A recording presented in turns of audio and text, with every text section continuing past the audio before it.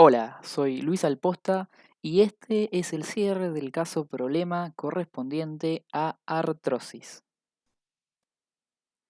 Tenemos una paciente femenina de 75 años con dolores articulares en cadera y manos desde hace 25 años, a quien se le va a realizar un reemplazo protésico de cabeza femoral.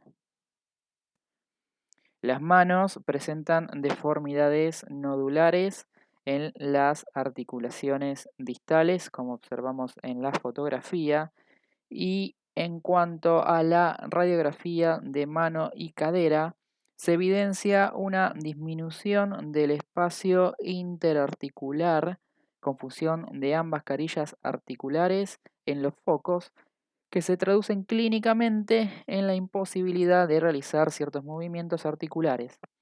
Esta disminución de la motilidad de la articulación, principalmente por la mañana, es denominada rigidez matutina.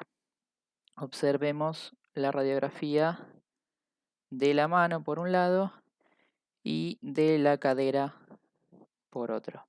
Un consejo: siempre es útil comparar radiográficamente las distintas articulaciones entre sí, por ejemplo en la mano, y con las contralaterales, como por ejemplo podemos hacer en la radiografía de cadera.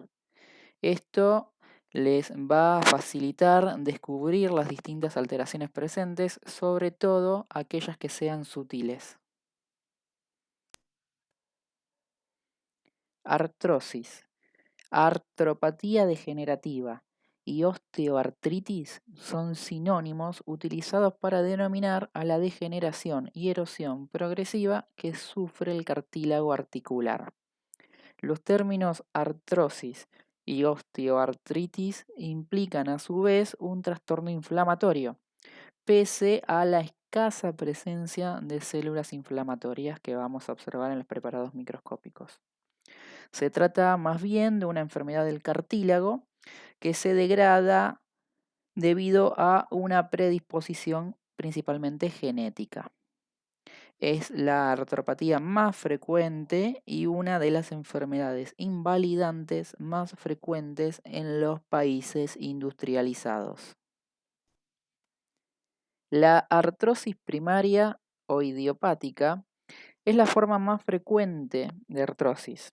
Se relaciona con el envejecimiento y por lo general es oligoarticular, mientras que la artrosis secundaria, en cambio, es menos frecuente y afecta una o varias articulaciones con trastornos preexistentes y predisponentes. En cuanto a la distribución, en la mujer se afectan con más frecuencia rodillas y manos, y en el hombre las caderas. La evolución clínica es lenta.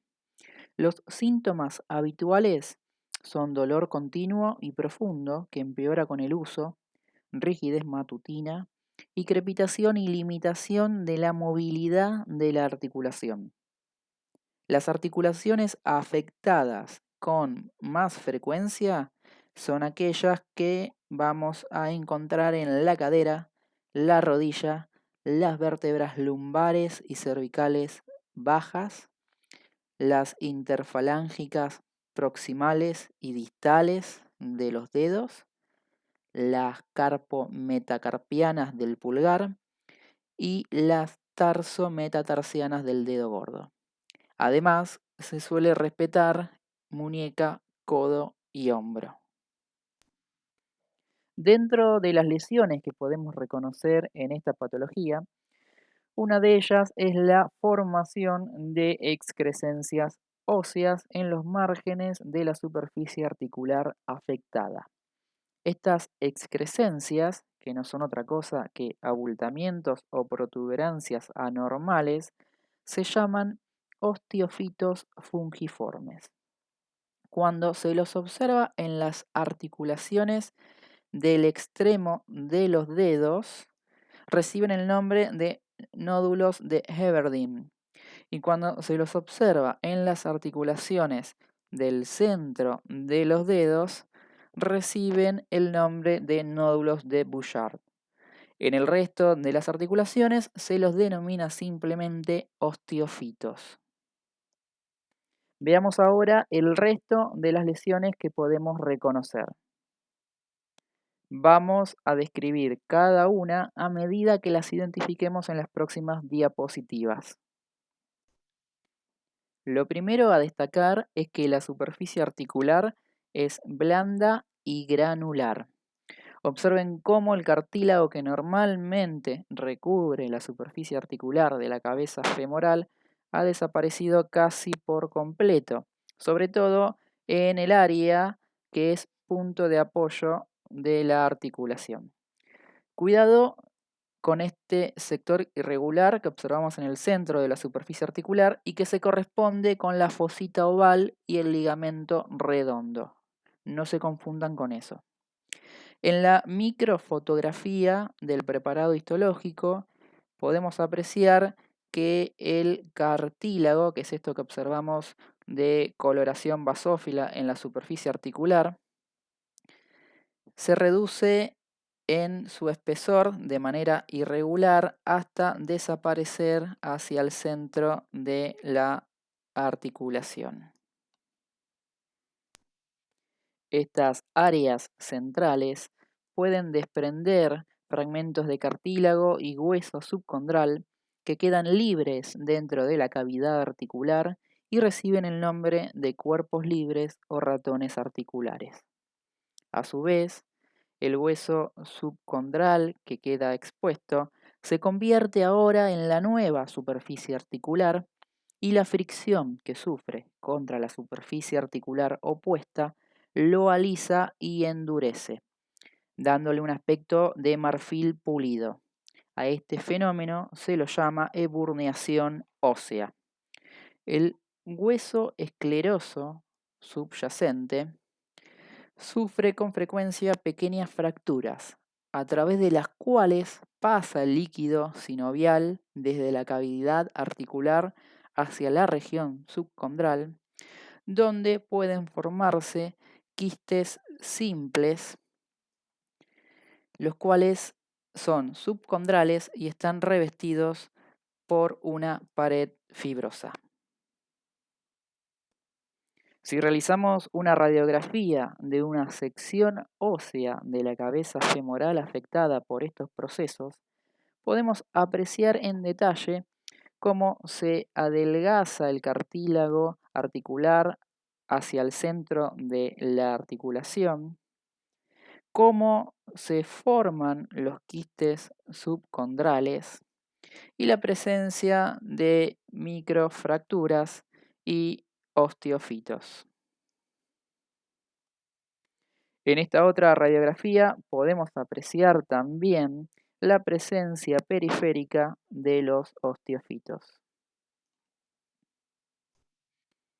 Y en este preparado histológico observamos cómo el cartílago articular puede ser reemplazado también por una delgada capa de tejido fibroso, similar al observado en los quistes subcondrales. En cuanto a la afectación vertebral, suele acompañarse del compromiso de caderas y rodillas y aumenta con la edad a partir de los 50 años. La pérdida de cartílago articular, en este caso, puede provocar escoliosis en grado variable, como se observa en la imagen.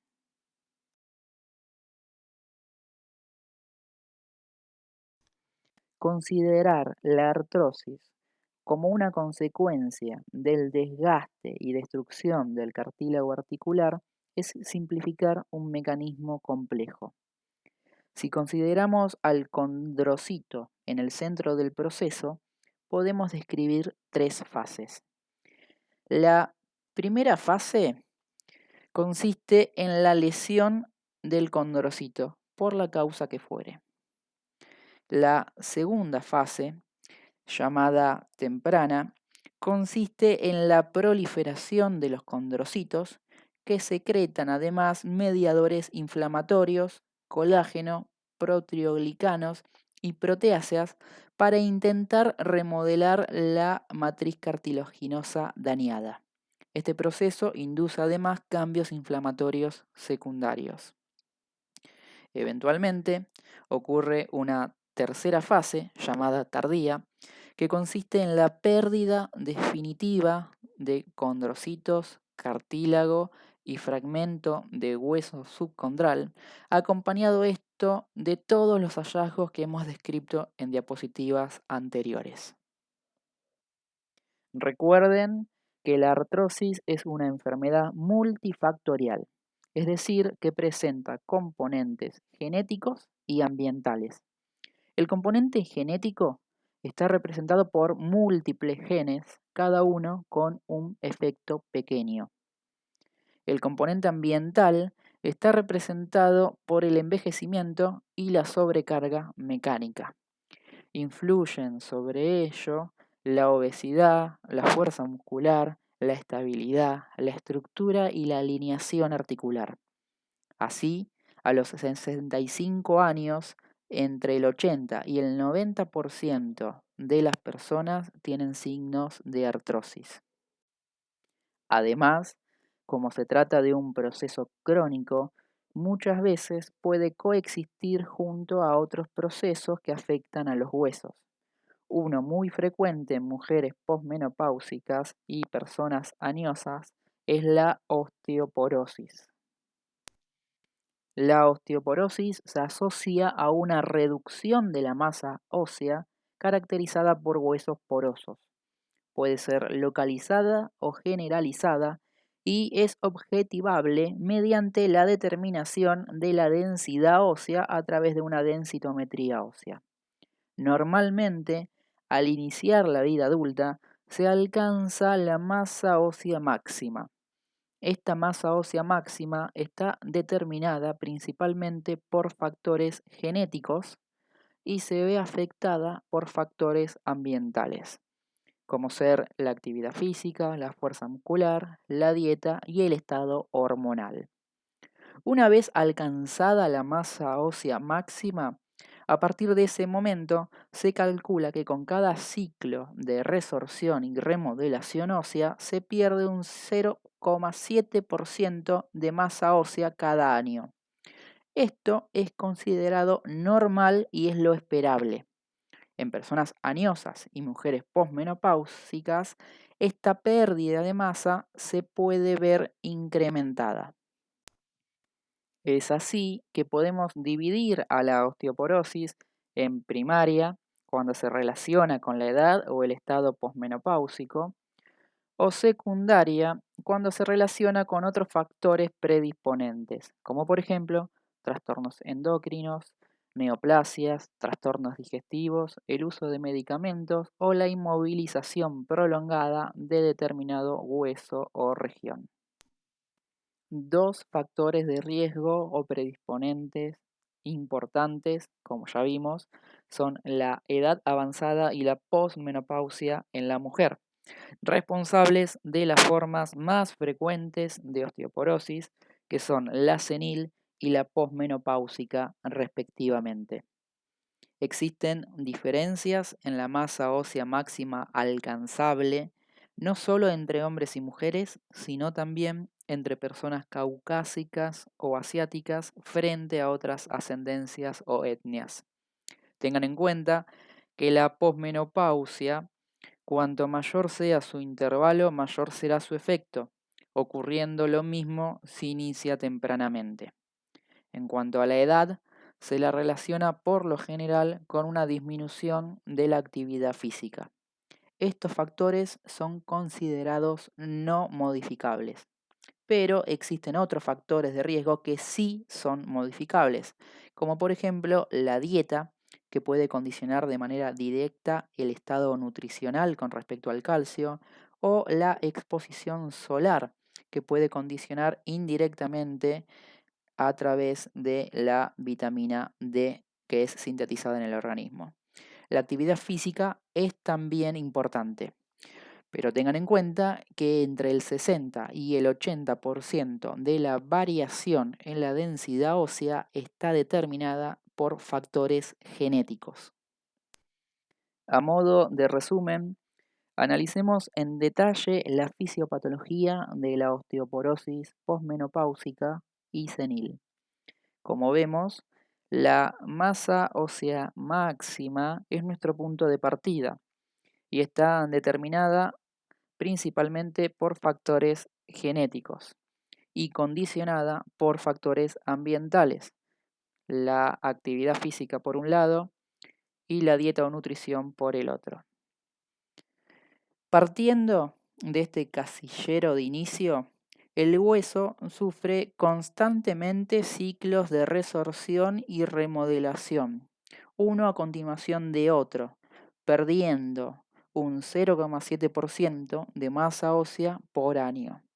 Y esto es algo normal. ¿Qué pasa con el envejecimiento? Envejecen también las células óseas y la matriz ósea. Las células osteoprogenitoras se dividen menos, los osteoblastos proliferan menos y biosintetizan menos material. Las proteínas unidas a la matriz extracelular pierden también potencia biológica, son menos efectivas en su función. El resultado neto es una capacidad disminuida para formar hueso, que combinada con la actividad física escasa conduce a la osteoporosis senil. ¿Qué pasa con la menopausia? Al descender los niveles de estrógenos, aumenta la secreción de citocinas inflamatorias, que a su vez inducen un aumento en la expresión de RANK y su ligando, los cuales activan a los osteoclastos. La actividad de los osteoclastos está aumentada, la de los osteoblastos también para intentar compensar, pero no logran equilibrarse. Consecuencia de este recambio alto se produce la osteoporosis posmenopáusica. Comparen los efectos que ambas pueden tener sobre las vértebras, donde la pérdida de trabéculas, la carga mecánica que recibe dicho hueso y las fracturas que se producen en consecuencia de ello, producen un acortamiento y compresión de la vértebra si la comparamos con una vértebra normal. Así se ve una vértebra normal, formada por trabéculas óseas de hueso laminar y una médula ósea en los espacios intertrabeculares. Recuerden que a mayor edad la médula ósea va siendo reemplazada por tejido adiposo, que son estos espacios que observamos en la microfotografía, y que es algo normal este proceso. Y así se ve una vértebra con osteoporosis.